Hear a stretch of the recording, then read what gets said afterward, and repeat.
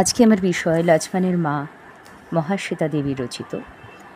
বিশিষ্ট সাহিত্যিক ও মানবাধিকার আন্দোলন কর্মী মহাশ্বেতা দেবীর জন্ম 1926 খ্রিস্টাব্দের 14 জানুয়ারি বাংলাদেশের ঢাকায়।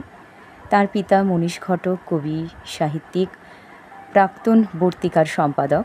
তিনি কল্লোল যুগের ছিলেন যুবনাস্য। মাতা ছিলেন ধরিত্রী দেবী, সাহিত্যপ্রেমী, সমাজসেবী। 9 ভাই বোনের মধ্যে মহাশ্বেতা দেবী ছিলেন জ্যেষ্ঠা। তার শিক্ষাজীবন কেটেছে বিভিন্ন প্রতিষ্ঠানে। অভিনেতা, নাট্যকার, লেখক, ভারতীয় গণনাট্য সংঘের অন্যতম পুরোধা বিজন ভট্টাচার্যের সঙ্গে তাঁর বিবাহ হয়। মহাশ্বেতা দেবীর প্রথম মুদ্রিত লেখা রবীন্দ্রনাথের ছেলেবেলা, যেটি 1939 খ্রিস্টাব্দে প্রকাশিত হয় খগেন্দ্রনাথ সেন সম্পাদিত রংমশাল পত্রিকায়। প্রথম মুদ্রিত গ্রন্থ ঝাঁসির রানী সাপ্তাহিক দেশ পত্রিকায় প্রকাশিত হয়। প্রথম উপন্যাস নটি হুমায়ুন কবির সম্পাদিত চতুরঙ্গ পত্রিকায় প্রকাশিত হয়। এছাড়া মহাশ্বেতা দেবী সম্পাদনা করেছেন ত্রৈমাসিক বর্তিকা। কলকাতা বিশ্ববিদ্যালয় থেকে লীলা পুরস্কার, শরৎচন্দ্র স্মৃতি পদক, ভুবন মোহিনী পদক, জগত্তারিণী স্বর্ণপদক, অমৃত পুরস্কার, সাহিত্য আকাদেমি পুরস্কার লাভ করেন। নিখিল ভারত বঙ্গ সাহিত্য সম্মেলন স্বর্ণপদকও তিনি লাভ করেন। ভারত সরকার প্রদত্ত পদ্মশ্রী, জ্ঞানপীঠ, বিভূতিভূষণ স্মৃতি সংসদ পুরস্কারও লাভ করেন। গল্প, উপন্যাস, অনুবাদ, জীবনী ইত্যাদি মিলে মহাশ্বেতা দেবীর বইয়ের সংখ্যা শতাধিক। এর মধ্যে উল্লেখযোগ্য অরণ্যের অধিকার, অক্লান্ত গৌরব, 1084 মা, তিতুমির। মহাশ্বেতা দেবী শুধু লেখালেখিতেই নিজেকে সীমাবদ্ধ রাখেননি। তিনি গ্রামে গঞ্জে ঘুরেছেন, মানুষের লড়াইয়ের সঙ্গে সামিলও হয়েছেন। এ অভিজ্ঞতা তার লেখাকে অনেকভাবে পরিপূর্ণ করে তুলেছে। বিভিন্ন স্বাদের তিনি জীবনের কথা লিখেছেন তার লেখনীতে। 2016-তে 28শে জুলাই তার মৃত্যু হয়। এবার আমাদের আলোচিত বিষয় সম্বন্ধে একটু বলা যাক। বিষয় সংক্ষেপে, গঙ্গা যে হচ্ছে কেন্দ্রীয় চরিত্র। গঙ্গার বর ঝাঁসির রানী মহলে আর কেল্লায় ঘোড়ার ঘাসের যোগান দিত। ঘাস কাটতে গিয়ে সাপে কেটে মারা যায় গঙ্গার বর। তারপর সে রানী মহলে গিয়ে সেখানকার পুরনো দাসী যমুনাবাইকে ধরে রানীর সঙ্গে দেখা করেন। রানী তাকে তার রান্নাঘরের জন্য গরুর দুধের যোগান দিতে বলেন। যেহেতু তার 2টো গাভী আছে, রানী তাকে দুধের আগাম দামও দেন। সেই থেকে গঙ্গা রানীমহলে দুধ দেয় এবং গঙ্গার ছেলে রাম ভুট্টার খই খেয়ে প্রতিদিন গাভী চড়াতে যায়। গঙ্গা ঘাসের দাম চাইতে যায় রেভিনিউ বিভাগের লোক টার্নবুলের কাছে। সেখানে গিয়ে সে দেখে যে তার কাছে তার ভাইপো থাকে। এই ভাইপো ছোট, তার মা মারা গেছে, বাবা পাঞ্জাবে থাকে, কাকার কাছে মানুষ হচ্ছে। তার নাম উইলিয়াম, ডাকনাম বিল। তাকে দেখে গঙ্গার মায়া হয় এবং সে তাকে একটা কচি ভুট্টা দেয়। এরপর একদিন ভারতীয় সিপাহীরা কেল্লার সমস্ত সাহেবকে কেটে ফেলে। গঙ্গা ভাবে বিল হয়তো মরে গেছে, কিন্তু পাশের একটি ঘরে বিল আটকা পড়েছিল। সেখান থেকে কৌশল করে সকলের চোখে ধুলো দিয়ে গঙ্গা বিলকে নিজের বাড়িতে নিয়ে আসে।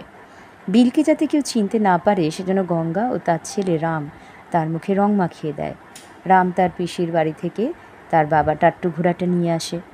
গঙ্গা বিলের নতুন নাম দেয় লক্ষ্মণ। এই জন্য আমাদের কিন্তু খুব ভালো করে টেক্সট বুক পড়া উচিত। আমি তো সংক্ষেপে বলছি, তোমাদের সুবিধে আরও হবে যদি তোমরা ভালো করে টেক্সট বুকটা পড়ো। আচ্ছা, আবার শুরু করছি। তাকে সে নিজের ছেলের মতন ভালোবাসে। গঙ্গা পায়ে নাগরা আর কোমরে ঘাগরা পরে ঘোড়ার পিঠে ঘাস আর দুধের কলসি চাপিয়ে শহরে নিয়ে যায়। লক্ষ্মণের খুব ভালো লাগলো গঙ্গার কাছে রানীর গল্প শুনতে। এমনি করে দিন কেটে যায় আসে। হঠাৎ খবর আসে যে ইংরেজরা আসছে, তারা ঝাঁসির প্রতিটি মানুষকে মেরে ফেলবে। গঙ্গারও পালিয়ে যেতে চায় অন্যান্য লোকগুলোর মতন, কিন্তু একটা ঘোড়ায় 3 জনের যাওয়া হবে না। তাই রাম আর একটা ঘোড়া চুরি করে আনতে যায়। দিন চলে গিয়ে রাত হয়। রাম আর বাড়ি ফিরে আসে না। সকালবেলায় গঙ্গা লক্ষ্মণকে ডেকে তুলে ঘোড়ার পিঠে চাপিয়ে ইংরেজদের তাঁবুতে রেখে দেয়। সেখানে গিয়ে সে অনেক বিপদ অতিক্রম করে ইংরেজদের তাঁবুতে তাকে রেখে দেয়। ইংরেজরা তাকে অনেক টাকা দিতে চাইলেও সে নেয় না। সে রামের খোঁজ করতে থাকে, কিন্তু দেখা যায় মৃতদেহের গাদার মধ্যে রাম পড়ে আছে। এরপর গঙ্গা নিশ্চুপ হয়ে যেদিকে শহর জ্বলছে সেই দিকে ঘোড়ার পিঠে চেপে যেতে থাকে। ইংরেজরা চিৎকার করে থামতে বলে, কিন্তু গঙ্গা কিছুই শুনতে পায় না।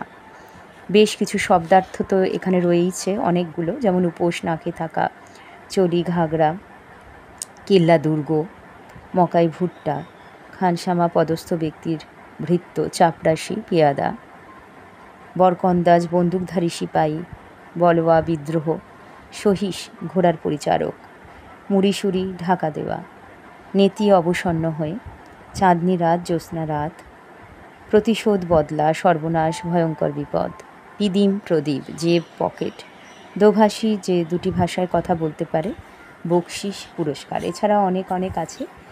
এখানে রানী বলতে ঝাঁসির রানী লক্ষ্মীবাঈকে বোঝানো হয়েছে। তার শাসনকাল 1853 থেকে 1858। স্বামী গঙ্গাধর রাওয়ের মৃত্যুর পর দত্তক পুত্রের নামে রাজ্য শাসন করতে থাকেন।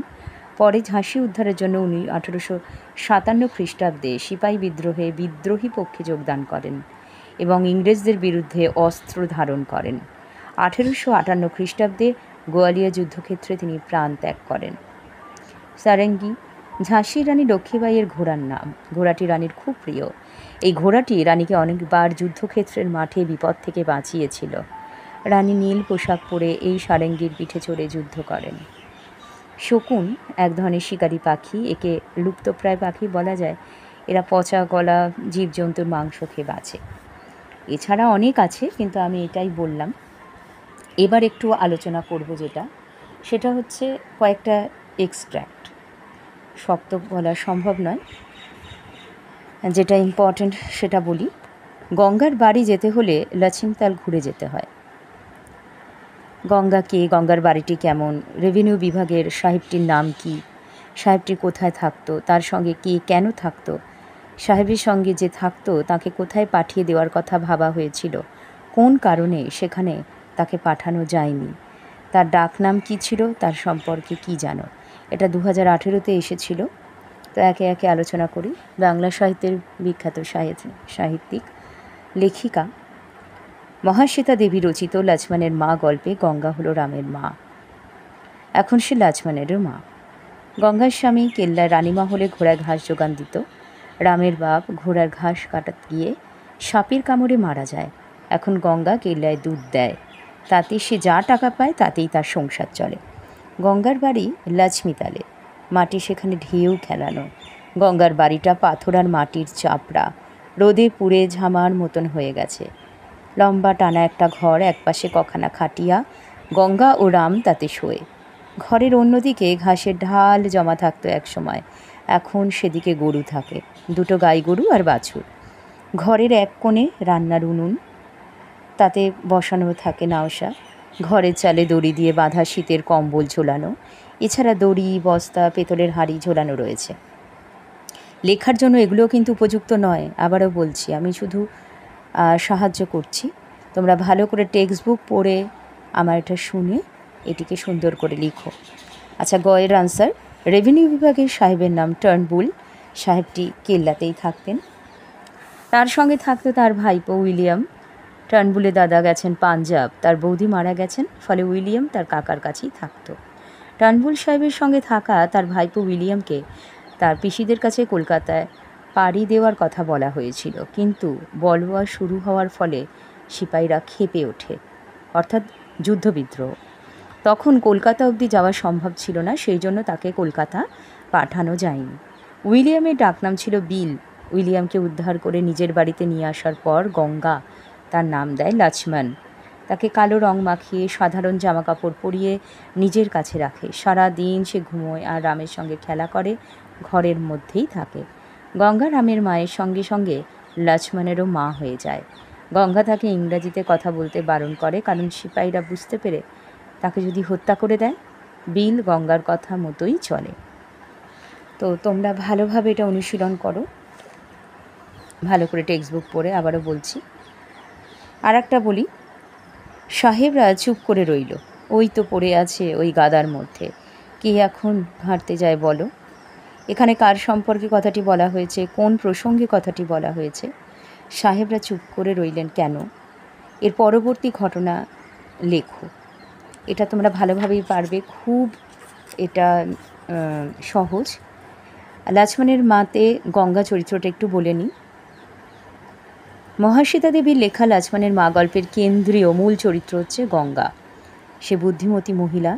রানীর সঙ্গে দেখা করার জন্য পুরনো দাসী যমুনাবাইকে ধরে বুঝিয়ে রানীর সঙ্গে দেখা করে এবং তার কাছে প্রতিদিন গরুর দুধ পাঠানোর জন্য চাকরিটা পাকা করে নেয়। এতে তার যথেষ্ট বুদ্ধিমত্তার পরিচয় আমরা পাই। গঙ্গার মধ্যে স্নেহ বাৎসল্য রস রয়েছে। সে মাতৃত্বের প্রতীক। তার সন্তান স্নেহরস লক্ষ্মণ এবং রামকে কেন্দ্র করে উৎসারিত হয়েছে। দুজনকে সে সমানভাবে ভালোবাসে। গঙ্গার মধ্যে ন্যায় আর সত্যবাদিতার পরিচয় রয়েছে, কারণ সবাই যখন গরু মোষ চুরি করে নিয়ে চলে যাচ্ছে তখন গঙ্গা তাদের বলেছে যে পালাবো কেন বাছা, আমি কি দোষ করেছি কোনো? তোমরা যদি মনে করো তাহলে হুবহু কোটটা তুলে দিতেও পারো, কিন্তু ভুলভাল লিখলে হবে না, সঠিকভাবে লিখতে হবে। আচ্ছা, সে ঘোড়া চড়তে ওস্তাদ ছিল। মহিলা হয়ে সুন্দর ঘোড়ায় চড়তে পারে। সে বিলকে পিঠের দড়ির সঙ্গে বেঁধে অন্যদের চোখে ধুলো দিয়ে নিজের বাড়ি নিয়েও আসে। তার মধ্যে যে স্নেহ, মায়া, মমতা, ভালোবাসা রয়েছে, একজন মাতৃত্বের প্রতীক আমরা আগেই বলেছি। এই বিশিষ্ট চরিত্রটি লক্ষ্মণের মা গল্পটিকে সার্থক করে তুলেছে। স্ত্রী চরিত্রের মধ্যে একটা ঔচিত্য বোধ রয়েছে। সুদৃঢ় আত্মবিশ্বাসে পরিপূর্ণ একটি চরিত্র। মহাশ্বেতা দেবীর লেখা এই লক্ষ্মণের মা গল্পটির যেটুকুনি পারলাম আলোচনা করলাম। আজ এ পর্যন্ত। ধন্যবাদ সব।